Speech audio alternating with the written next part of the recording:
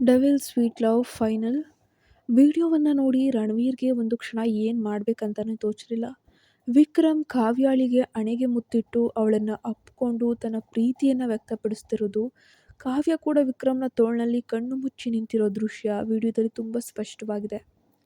ರಣವೀರ್ ಆಘಾತದಿಂದ ಪರಿಯನ್ನು ನೋಡ್ತಾನೆ. ಪರಿ ರಣವೀರ್ನ ಕಣ್ಣುಗಳನ್ನು ನೇರವಾಗಿ ನೋಡಿ, ಈಗಲಾದರೂ ನಿನಗೆ ಅರ್ಥವಾಯ್ತಾ ರಣವೀರ್, ಕಾವ್ಯ ನಿನ್ನನ್ನು ಮದುವೆಯಾಗಲು ಒಪ್ಪಿರ್ಬೋದು, ಆದರೆ ಅವಳ ಹೃದಯದಲ್ಲಿ ಇರೋದು ಮಾತ್ರ ಕೇವಲ ವಿಕ್ರಮ್. ವಿಕ್ರಮ್ ಕೂಡ ಕಾವ್ಯಾಳನ್ನ ತನ್ನ ಪ್ರಾಣಕ್ಕಿಂತ ಹೆಚ್ಚಾಗಿ ಪ್ರೀತಿಸ್ತಾ ಇದ್ದಾನೆ. ನೀನು ಕಾವ್ಯಾಳನ್ನ ಮದುವೆಯಾದರೆ 3 ಜನರ ಜೀವನ ನಿಜವಾಗ್ಲೂ ನರಕವಾಗಿ ಹೋಗುತ್ತೆ ಕಣೋ. ಅದಕ್ಕೆ ಹೇಳ್ತಾ ಇದ್ದೀನಿ, ಈ ನಿಶ್ಚಿತಾರ್ಥವನ್ನು ದಯವಿಟ್ಟು ಈಗಲೇ ನಿಲ್ಲಿಸಿಬಿಡು ಅಂತ ಅಂದ್ಲು. ರಣವೀರ್ ಹಾಸಿಗೆಯಿಂದ ಎದ್ದು ನಿಂತು ಕೋಣೆಯಲ್ಲಿ ಅತ್ತಿತ್ತ ಅಡ್ಡಾಡತೊಡಗಿದ್ದ.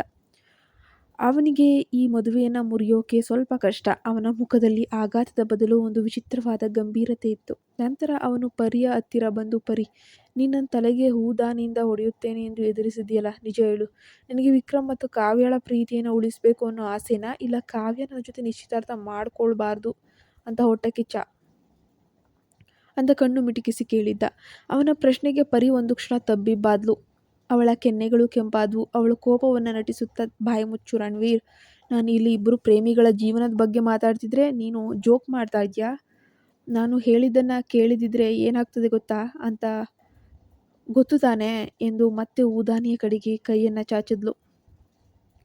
ಓಕೆ ಓಕೆ ಬಾಸ್, ಕೂಲ್ ಎಂದು ರಣವೀರ್ ಕೈ ಮುಗಿದಿದ್ದ. ನಾನು ಕಾವ್ಯಳನ್ನು ಇಷ್ಟಪಟ್ಟಿದ್ದು ನಿಜ, ಆದರೆ ಇನ್ನೊಬ್ಬರ ಪ್ರೀತಿಯನ್ನು ಕಿತ್ಕೊಂಡು ಮದುವೆಯಾಗುವಷ್ಟು ಕೆಟ್ಟವನೇನಲ್ಲ. ನಾನು ಅದಕ್ಕೆ ವೇದಿಕೆಯ ಮೇಲೆ ಕಾವ್ಯಳ ಬದಲಾಗಿ ನಿನ್ನ ಹೆಸರನ್ನು ತಂದೆ. ಎಲ್ಲರ ಮುಂದೆ ಕಾವ್ಯ ಮತ್ತು ವಿಕ್ರಮ್ ಒಂದಾಗಲು ನೀನೇ ಕಾರಣ ಪರಿ ಅಂತ ಹೇಳಿದೆ. ರಣವೀರ್ ನಗುತ್ತಾ ಪ್ರಸ್ತುತಕ್ಕೆ ಬಂದ ಪರಿ ಸೋಫಾದ ಮೇಲೆ ಕುಳಿತಿದ್ದ ರಣವೀರ್ನನ್ನು ನೋಡಿ, ಆದರೆ ಎಲ್ಲರ ಮುಂದೆ ನನ್ನ ಹೆಸರನ್ನೇಕೆ ತಂದೆ? ಮೀನಾಕ್ಷಿ ಆಂಟಿ ನನ್ನ ಜೊತೆ ನಿನ್ನ ನಿಶ್ಚಿತಾರ್ಥ ಮಾಡಲು ಹೊರಟಿದ್ದಾರೆ, ಇದಕ್ಕೆ ನೀನೇನು ಹೇಳ್ತೀಯಾ ಅಂತ ಹೇಳಿ ಜೋರಾಗಿ ಗದರಿಸ್ತಾಳೆ. ರಣವೀರ್ ಸೋಫಾದಿಂದ ಎದ್ದು ಪರಿಗಿಂತ ಒಂದು ಹೆಜ್ಜೆ ಮುಂದೆ ಬಂದು ಅವಳ ಕಣ್ಣುಗಳನ್ನೇ ದಿಟ್ಟಿಸಿ ನೋಡುತ್ತಾ, ಅಯ್ಯೋ, ಅದರಲ್ಲಿ ತಪ್ಪೇನಿದೆ ಪರಿ, ನೀನಿಂದು ಆ ಲೆಹಂಗಾದಲ್ಲಿ ಎಷ್ಟು ಮುದ್ದಾಗಿ ಕಾಣ್ತಿದ್ದೀ ಗೊತ್ತಾ? ಬಹುಶಃ ನನ್ನ ಹೃದಯ ಕೂಡ ನಿನ್ನ ಕೋಪಕ್ಕೆ ಸೋತು ಹೋಗಿದೆ ಅಂತ ಅನ್ನಿಸ್ತಾ ಇದೆ ಅಂತ ಹೇಳ್ತಾನೆ ಪ್ರೀತಿಯಿಂದ. ರಣವೀರ್ನ ಈ ಮಾತುಗಳನ್ನು ಕೇಳಿ ಪರಿಯ ಹೃದಯದ ಬಡಿತ ಒಂದೇ ಸಮನೆ ಹೆಚ್ಚಾಯಿತು. ಅವಳು ಅವನಿಂದ ದೂರ ಸರಿಯಲು ಪ್ರಯತ್ನಿಸಿದ್ಲು, ಆದರೆ ರಣವೀರ್ ಅವಳ ದಾರಿಯನ್ನು ತಡೆದು ನಿಂತಿದ್ದ. ಅತ್ತ ಹೊರಗಿನ ಉದ್ಯಾನದಲ್ಲಿ ವಿಕ್ರಮ್ ಮತ್ತು ಕಾವ್ಯ ಇಬ್ಬರು ಒಬ್ಬರನ್ನೊಬ್ಬರು ನೋಡುತ್ತಾ ನಿಂತಿದ್ರು. ಕಾವ್ಯಳ ಕಣ್ಣುಗಳಲ್ಲಿ ಆನಂದ ಬಾಷ್ಪ ತುಂಬಿತ್ತು. ವಿಕ್ರಮ್ ಅವಳ ಕೈಯನ್ನು ಮತ್ತಷ್ಟು ಬಿಗಿಯಾಗಿ ಹಿಡಿದುಕೊಂಡು, ಇನ್ಮುಂದೆ ನಿನ್ನನ್ನು ನನ್ನಿಂದ ಯಾರೂ ದೂರ ಮಾಡಲು ಸಾಧ್ಯವಿಲ್ಲ ಕಾವ್ಯ ಎಂದು ಪಿಸುಗುಟ್ಟಿದ್ದ. ಇಬ್ಬರ ಮುಖದಲ್ಲೂ ಜನ್ಮ ಜನ್ಮಾಂತರದ ಪ್ರೀತಿ ಅನ್ನೋದು ಎದ್ದು ಕಾಣ್ತಾ ಇತ್ತು. ಆದರೆ ವೇದಿಕೆಯ ಬಳಿ ನಿಂತಿದ್ದ ಮೀನಾಕ್ಷಿ ಮತ್ತು ಶೋಭಾ ಇಬ್ಬರು ರಣವೀರ್ ಮತ್ತು ಪರಿ ಹೋದ ಕಡೆಯೇ ಕೋಪದಿಂದ ನೋಡ್ತಾ ಇದ್ರು. ಮೀನಾಕ್ಷಿ ಮನಸ್ಸಿನಲ್ಲೇ, ರಣವೀರ್ ಇಷ್ಟೊಂದು ದೊಡ್ಡ ನಿರ್ಧಾರವನ್ನು ನಮಗೆ ತಿಳಿಸದೆ ಹೇಗೆ ತೆಗೆದುಕೊಂಡ? ಇದರ ಹಿಂದೆ ಏನೋ ದೊಡ್ಡ ರಹಸ್ಯವಿದೆ ಎಂದು ಯೋಚಿಸುತ್ತಾ ಮಹಲಿನೊಳಗೆ ಹೆಜ್ಜೆ ಇಟ್ಟಳು.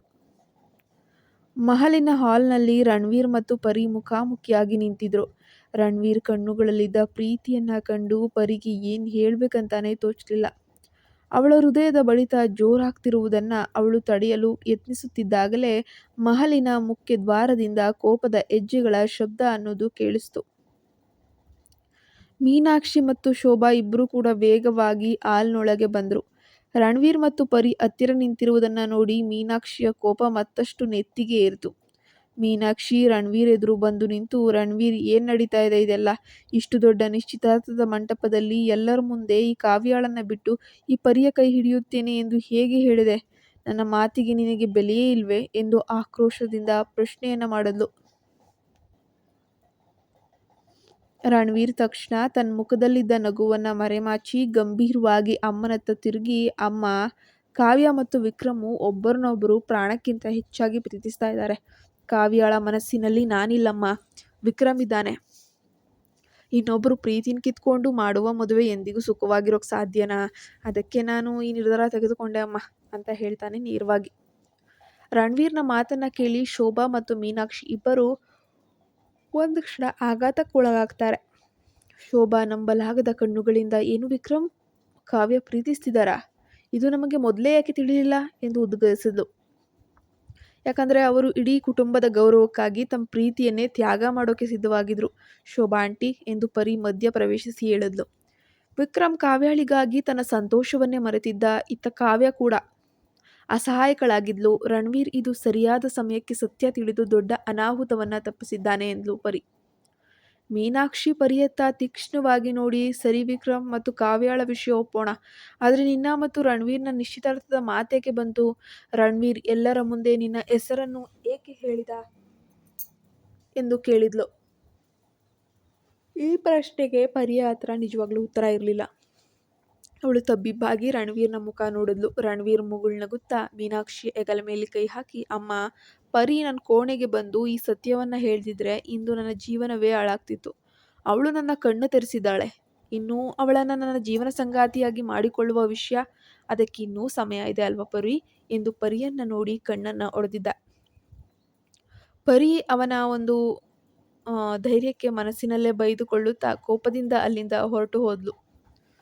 ಅತ್ತ ಉದ್ಯಾನದ ಒಂದು ಮೂಲೆಯಲ್ಲಿ ವಿಕ್ರಮ್ ಮತ್ತು ಕಾವ್ಯ ಕೂಡ ನಿಂತಿದ್ದಾರೆ. ವಿಕ್ರಮ್ ಕಾವ್ಯಾಳ ಬೆರಳಿಗೆ ತೊಡಿಸಿದ್ದ ಆ ಹೊಳೆಯುವ ಉಂಗುರವನ್ನ ಕಾವ್ಯ ಆನಂದದಿಂದ ತುಂಬು ಹೃದಯದಿಂದ ನೋಡ್ತಾ ಇದ್ದಾಳೆ. ಅವಳ ಕಣ್ಣುಗಳಿಂದ ಇನ್ನೂ ಪ್ರೀತಿಯ ಕಣ್ಣೀರು ಹರಿತಾನೇ ಇದೆ. ವಿಕ್ರಮ್ ಅವಳ ಕೆನ್ನೆಯ ಮೇಲಿದ್ದ ಕಣ್ಣೀರನ್ನ ಮೆಲ್ಲನೆ ಹೊರಿಸಿ, ಇನ್ನು ಮುಂದೆ ಈ ಕಣ್ಣುಗಳಲ್ಲಿ ಕಣ್ಣೀರು ಬರಬಾರ್ದು ಕಾವ್ಯ. ಇಷ್ಟು ದಿನ ಅನುಭವಿಸಿದ್ದ ನೋವೆಲ್ಲ ಇಂದಿಗೆ ಮುಗೀತು. ರಣವೀರ್ ಮತ್ತು ಪರಿ ನಮಗೆ ಹೊಸ ಜೀವನ ಕೊಟ್ಟಿದ್ದಾರೆ ಅಂತ ಹೇಳ್ತಾನೆ ಕೃತಜ್ಞತೆಯಿಂದ. ಕಾವ್ಯ ವಿಕ್ರಮ್ನ ಎದೆಗೆ ವಾಲಿ, ನನಗೆ ಇನ್ನೂ ಇದೆಲ್ಲ ಕನಸಿನಂತೆ ಅನ್ನಿಸ್ತಾ ಇದೆ ವಿಕ್ರಮ್. ನಾವು ಒಂದಾಗ್ತೀವಿ ಎಂದು ನಾವು ಯೋಚಿಸಿಯೇ ಇರಲಿಲ್ಲ ಎಂದು ಪಿಸುಗುಟ್ಟಿದ್ಲು. ಆದರೆ ಅವರಿಬ್ಬರ ಈ ಸಂತೋಷವನ್ನ ದೂರದಿಂದಲೇ ನೋಡ್ತಾ ಇದ್ದಂತಹ ಆದಿತ್ಯ ಮತ್ತು ರಾಜ್ವೀರ್ ಮುಖದಲ್ಲಿ ಸಣ್ಣದೊಂದು ಆತಂಕ, ನೋವಿತ್ತು.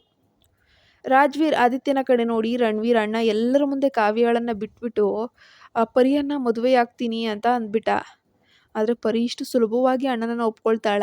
ಅವಳ ಕೋಪದ ಮುಂದೆ ಅಣ್ಣನ ಆಟ ನಡೆಯುತ್ತಾ ಎಂದು ಸಂಶಯದಿಂದ ಕೇಳ್ತಾನೆ. ಆದಿತ್ಯ ನಗುತ್ತಾ, ಅದನ್ನೇ ಅಲ್ವಾ ಡೆವಿಲ್ ಸ್ವೀಟ್ ಲವ್ ಅನ್ನೋದು. ನಮ್ಮ ಅಣ್ಣ ಡೆವಿಲ್ ಆದರೆ ಆ ಪರಿ ಅವನಿಗೆ ತಕ್ಕ ಸ್ವೀಟ್. ಕಾವ್ಯ ಮುಂದೆ ಇವರಿಬ್ಬರ ಜಗಳ ನಡೆಯೋಕೆ ನೋಡೋಕೆ ಮಜವಾಗಿರುತ್ತೆ, ಬಾರೋ ಎಂದು ಅವನನ್ನ ಕರೆದುಕೊಂಡು ಹೋಗ್ತಾನೆ. ಹಾಲ್ನಲ್ಲಿ ಮೀನಾಕ್ಷಿ ಗಂಭೀರವಾಗಿ ಯೋಚಿಸಿ, ಸರಿ ರಣವೀರ್, ಕಾವ್ಯ ಮತ್ತು ವಿಕ್ರಮ್ ನಿಶ್ಚಿತಾರ್ಥಕ್ಕೆ ನನ್ನ ಸಮ್ಮತಿ ಇದೆ. ಆದರೆ ಪರಿ ಮತ್ತು ನಿನ್ನ ವಿಷಯವನ್ನ ನಾನು ಇಷ್ಟಕ್ಕೆ ಬಿಡೋದೇ ಇಲ್ಲ. ಅವಳ ಮನಸ್ಸಿನಲ್ಲಿ ಏನಿದೆ ಎಂದು ತಿಳಿಯದೆ ನಾನು ಮುಂದಿನ ಹೆಜ್ಜೆ ಇಡೋದಿಲ್ಲ ಎಂದು ಎಚ್ಚರಿಸಿ ಅಲ್ಲಿಂದ ಹೊರಟ್ಲು. ರಣವೀರ್ ಸೋಫಾದ ಮೇಲೆ ಆರಾಮವಾಗಿ ವಾಲಿ ಕುಳಿತು, ಪರಿ, ನನ್ನ ಹೃದಯಕ್ಕೆ ಲಗ್ಗೆ ಇಟ್ಟ ಮೊದಲ ಹುಡುಗಿ ನೀನು. ನಿನ್ನ ಈ ಕೋಪ, ಜಗಳ ಎಲ್ಲವನ್ನ ಪ್ರೀತಿಯಾಗಿ ಬದಲಾಯಿಸೋದು ಹೇಗೆ ಅಂತ ಈ ರಣವೀರ್ಗೆ ತುಂಬ ಚೆನ್ನಾಗಿ ಗೊತ್ತಿದೆ ಎಂದು ತನ್ನಷ್ಟಕ್ಕೆ ತಾನೇ ನಗುತ್ತಾ ಯೋಚಿಸ್ತಾ ಇದ್ರು.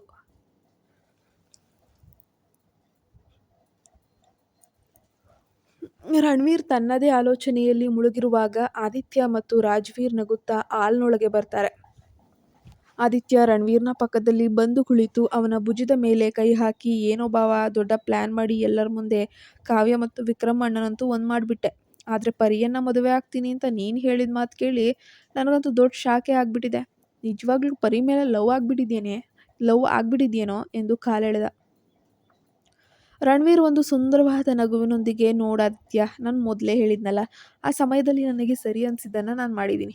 ಆದರೆ ಈ ಪರಿ ಲೆಹಂಗಾದಲ್ಲಿ ಬಂದಾಗ ನನ್ನ ಕಣ್ಣುಗಳು ಅವಳನ್ನೇ ನೋಡುತ್ತಾ ಮತ್ತು ಹಾಗೆ ನೋಡ್ತಾ ಇದ್ದಾಗ ನನಗೂ ಕೂಡ ಅದು ನಿಜ ಅನ್ನಿಸ್ಬಿಡ್ತು. ಅವಳ ಕೋಪದಿಂದ ಏನೋ ಒಂದು ಮ್ಯಾಜಿಕ್ ಇದೆ ಕಣೋ. ರಾಜ್ವೀರ್ ನಗುತ್ತಾ, ಅಣ್ಣ, ನೀನೇನೋ ಲವ್ ಅಂತ ಹೇಳ್ತಿದ್ಯಾ, ಆದರೆ ಪರಿ ಕೋಪ ಮಾಡಿಕೊಂಡು ಒಳಗಡೆ ಹೋಗ್ಬಿಟ್ಟಿದ್ದಾಳೆ. ಅವಳನ್ನು ಒಪ್ಸೋದು ಅಷ್ಟು ಸುಲಭ ಅಂತ ಅಂದ್ಕೊಂಡಿದ್ಯಾ? ಖಂಡಿತ ಸುಲಭ ಅಲ್ಲ. ಮೀನಾಕ್ಷಿ ಅಮ್ಮ ಕೂಡ ಅವಳ ಮನಸ್ಸಿನಲ್ಲಿ ಏನಿದೆ ಅಂತ ತಿಳ್ಕೊಳ್ಳೋಕೆ ಬಹಳವಾಗಿ ಕಾಯ್ತಾ ಇದ್ದಾರೆ ಅಂತ ಹೇಳ್ತಾನೆ. ಅದನ್ನೆಲ್ಲ ನಾನು ನೋಡ್ಕೋತೀನಿ, ನೀವಿಬ್ಬರು ಹೋಗಿ ವಿಕ್ರಮ್ ಮತ್ತು ಕಾವ್ಯ ಜೊತೆ ಇರಿ ಎಂದು ರಣವೀರ್ ಅವರನ್ನ ಅಲ್ಲಿಂದ ಕಳಿಸ್ಕೊಡ್ತಾನೆ. ಅತ್ತ ಮಹಲಿನ ಮತ್ತೊಂದು ಕೋಣೆಯಲ್ಲಿ ಪರಿ ಕೋಪದಿಂದ ಅತ್ತಿತ್ತ ಓಡಾಡ್ತಾ ಇದ್ಲು. ಅವಳ ಮುಖ ತುಂಬ ಕೆಂಪಗಾಗಿತ್ತು. ಆ ದೆವ್ವಕ್ಕೆ ಎಷ್ಟೊಂದು ಧೈರ್ಯ ಇರಬೇಕು. ಎಲ್ಲರ ಮುಂದೆ ನನ್ನ ಹೆಸರನ್ನ ತಂದು ನನ್ನನ್ನೇ ಮದುವೆ ಆಗ್ಬಿಡ್ತೀನಿ ಅಂತ ಹೇಳ್ತಾನಲ್ಲ, ನನ್ನ ಒಪ್ಪಿಗೆ ಕೇಳೋರೇ ಇಲ್ವಾ ಇಲ್ಲಿ? ಹಾಗಾದರೆ ನಾನು ಏನಕ್ಕೂ ಅಲ್ವಾ ಎಂದು ತನ್ನಷ್ಟಕ್ಕೆ ತಾನೇ ಬೈದ್ಕೊಳ್ತಾ ಇದ್ಲು. ಅಷ್ಟರಲ್ಲಿ ಕೋಣೆಯ ಬಾಗಿಲು ತೆರೆದು ಕಾವ್ಯ ಒಳಗೆ ಬರ್ತಾಳೆ. ಕಾವ್ಯಳ ಕೈಲಿದ್ದ ಉಂಗುರ ಇನ್ನೂ ಹೊಳಿತಾನೇ ಇತ್ತು. ಕಾವ್ಯ ಪರಿ ಹತ್ತಿರ ಬಂದು ಅವಳ ಎರಡೂ ಕೈಗಳನ್ನು ಹಿಡಿದುಕೊಂಡು, ಕಾವ್ಯಳ ಕಣ್ಣುಗಳಲ್ಲಿ ಕೃತಜ್ಞತೆಯ ಭಾವವಿತ್ತು. ಪರಿ ಎಂದು ಕಾವ್ಯ ಮೆಲ್ಲನೆ ಕರೆದ್ಲು. ಇವತ್ತು ನೀನು ಆ ವಿಡಿಯೋ ತೋರಿಸಿ ರಣವೀರ್ ಕಣ್ ತೆರೆಸ್ದೆ. ಇದ್ದಿದ್ರೆ ನನ್ನ ಮತ್ತು ವಿಕ್ರಮ್ ಜೀವನ ಇಷ್ಟೊತ್ತಿಗೆ ಮುಗ್ದು ಹೋಗ್ತಿತ್ತು. ನನಗೋಸ್ಕರ ನೀನು ಇಷ್ಟೊಂದು ದೊಡ್ಡ ರಿಸ್ಕ್ ತಗೊಂಡೆ. ಥ್ಯಾಂಕ್ ಯು ಪರಿ ಅಂದ್ಲು ಕಾವ್ಯ. ಪರಿ ತನ್ನ ಕೋಪವನ್ನು ಸ್ವಲ್ಪ ಕಡಿಮೆ ಮಾಡಿಕೊಂಡು, ಕಾವ್ಯ, ನಾನು ನಿನ್ನ ಮತ್ತು ವಿಕ್ರಮ್ ಅಣ್ಣನ ಪ್ರೀತಿಗೋಸ್ಕರ ಈ ವಿಡಿಯೋ ತೋರಿಸಿದ್ದು ನಿಜ. ಆದರೆ ಆ ರಣವೀರ್ ಎಲ್ಲರ ಮುಂದೆ ನನ್ನ ಹೆಸರನ್ನು ತಂದು ಸಿಕ್ಕಿಸಿ ಹಾಕಿದ್ದಾನೆ. ನಾಳೆ ಮೀನಾಕ್ಷಿ ಆಂಟಿ ನನ್ನ ಹತ್ರ ಬಂದು ಮದುವೆ ಮಾತಾಡಿದರೆ ನಾನು ಏನು ಮಾಡಲಿ ಎಂದು ಬೇಸರದಿಂದ ಕೇಳಿದ್ಲು. ಕಾವ್ಯ ನಗುತ್ತಾ, ಪರಿ, ರಣವೀರ್ ಕೆಟ್ಟವನಲ್ಲ ಅಂತ ನೀನೇ ಹೇಳಿದ್ದೆ ಅಲ್ವಾ. ಇವತ್ತು ನಿನ್ನನ್ನು ಆ ಡ್ರೆಸ್ನಲ್ಲಿ ನೋಡಿದಾಗ ಅವನ ಕಣ್ಣುಗಳಲ್ಲಿ ನಿನ್ನ ಮೇಲಿನ ಪ್ರೀತಿ ನನಗೆ ತುಂಬ ಸ್ಪಷ್ಟವಾಗಿ ಕಾಣಿಸ್ತಾ ಇತ್ತು. ಬಹುಶಃ ನೀವಿಬ್ಬರ ಜೋಡಿ ತುಂಬ ಕ್ಯೂಟಾಗಿ ಚೆನ್ನಾಗಿ ಕಾಣುತ್ತೆ ಅಂತ ಅನಿಸುತ್ತೆ ಅಂದ್ಲು. ಪ್ಲೀಸ್ ಕಾವ್ಯ, ನೀನು ಅವನಿಗೆ ಸಪೋರ್ಟ್ ಮಾಡಬೇಡ ಅಂತ ಪರಿ ಮುಖ ತಿರುಗಿಸ್ಕೊಂಡ್ಲು. ಅದೇ ಸಮಯದಲ್ಲಿ ವಿಕ್ರಮ್ ಮಹಲಿನ ಉದ್ಯಾನದಲ್ಲಿ ನಿಂತು ರಣವೀರ್ಗಾಗಿ ಕಾಯ್ತಾ ಇದ್ದ.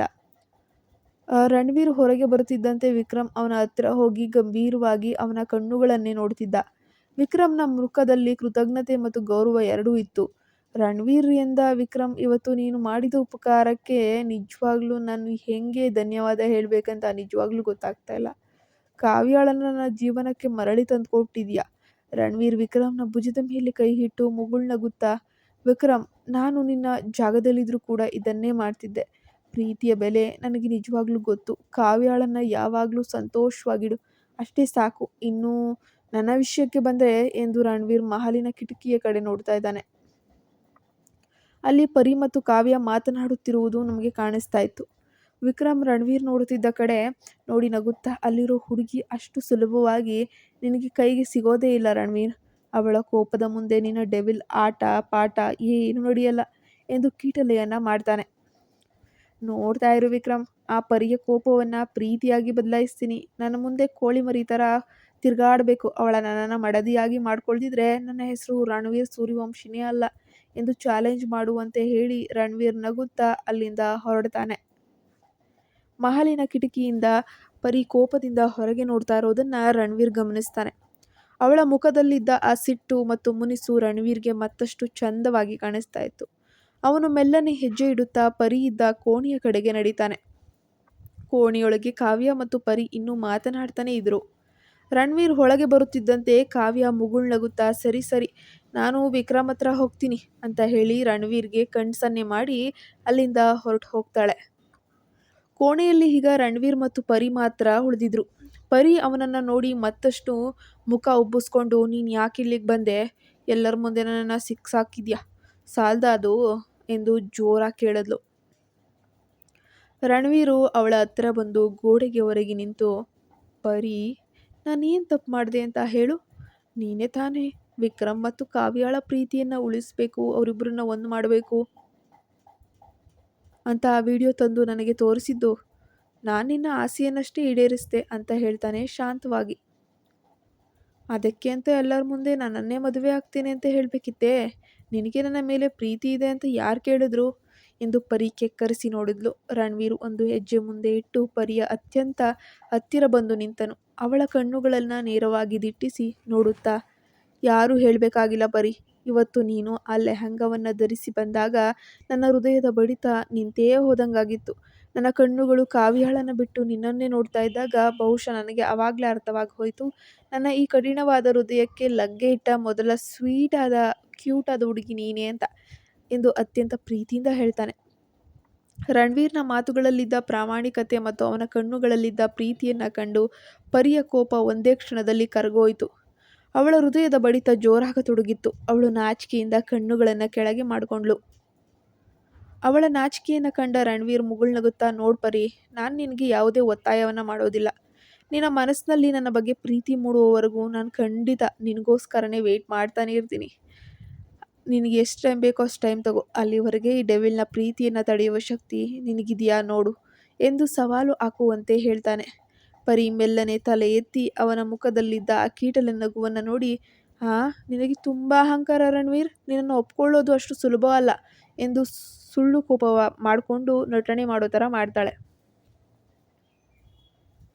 ನನಗೂ ಕಷ್ಟವಾದ ಆದಿ ಎಂದರೆ ತುಂಬ ಇಷ್ಟ ಪರಿ ಅಂತ ರಣವೀರ್ ನಗ್ತಾನೆ.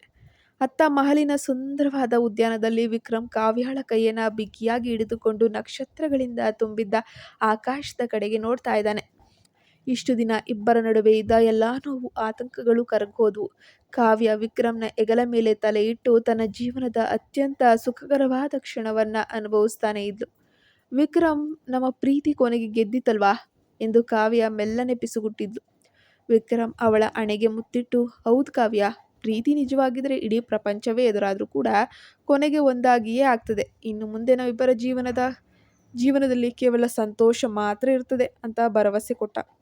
ದೂರದಿಂದಲೇ ಮೀನಾಕ್ಷಿ ಮತ್ತು ಶೋಭಾ ಇಬ್ಬರು ವಿಕ್ರಮ್ ಮತ್ತು ಕಾವ್ಯಾಳನ್ನ ಹಾಗೂ ಕೋಣೆಯ ಕಿಟಕಿಯಲ್ಲಿ ಒಟ್ಟಿಗೆ ನಿಂತಿದ್ದ ರಣವೀರ್ ಮತ್ತು ಪರಿಯನ್ನ ನೋಡಿ ನಿರಾಳವಾಗಿ ನಗ್ತಾ ಇದ್ದಾರೆ. ಮನೆಯಲ್ಲಿದ್ದ ಕತ್ತಲೆ ದೂರವಾಗಿ ಪ್ರೀತಿಯ ಹೊಸ ಬೆಳಕು ಮೂಡ್ತು. ಜಗಳದಿಂದ ಶುರುವಾದಂತಹ ಇದೊಂದು ತ್ಯಾಗದ ಹಾದಿಯಲ್ಲಿ ನಡೆದು ಕೊನೆಗೆ ಸತ್ಯದ ಬೆಳಕಿನಲ್ಲಿ ಒಂದಾದ ಇವರ ಕತೆ ಪ್ರೀತಿಯ ಅಮರತ್ವಕ್ಕೆ ಸಾಕ್ಷಿಯಾಗಿ ನಿಂತಿತ್ತು. ಕತೆ ಸಂಪೂರ್ಣವಾಗಿ ಮುಕ್ತಾಯವಾಗಿದೆ. ನೆಕ್ಸ್ಟ್ ಬಲವಂತದ ಕಥೆಯನ್ನು ಶುರು ಮಾಡ್ತಾ ಇದ್ದೇವೆ. ದಯವಿಟ್ಟು ಆ ಕಥೆಯನ್ನು ವಾಚ್ ಮಾಡಿ, ಸಪೋರ್ಟ್ ಮಾಡಿ. ಧನ್ಯವಾದ. ನಮ್ಮ ಚಾನಲ್ಗೆ ಸಬ್ಸ್ಕ್ರೈಬ್ ಆಗಿ.